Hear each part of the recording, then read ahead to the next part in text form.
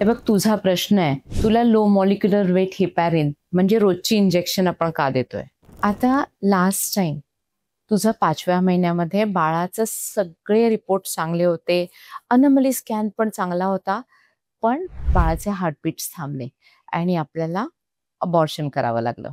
आपण सगळ्या ज्या तपासण्या केल्यात त्यात लक्षात आलंय की आपलं बाळाकडे जाणारं जे ब्लड आहे ते घट्ट होत आहे, क्लॉटिंग डिसऑर्डर आपल्याला आहे, म्हणून बाळाकडे जाणारा रक्ताचा प्रवाह आपला कमी होतोय.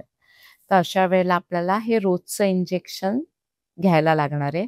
त्याचबरोबर अगदी कमी डोसमध्ये ॲस्पिरिन पण घ्यायला लागणार आहे, ज्याला आपण लो डोस ॲस्पिरिन म्हणतो. तू काही फक्त एकटी नाही आहेस, असे अनेक प्रॉब्लेम्स असतात की त्याच्यामध्ये हे आपल्याला घ्यावं लागतं. जसं की अँटीफॉस्फोलिपिड सिंड्रोम असला, थ्रॉम्बोफिलियाज असतात, होमोसिस्टिन लेवल जास्त झालेली असते, त्यामध्ये सुद्धा आपल्याला हे द्यावं लागतं.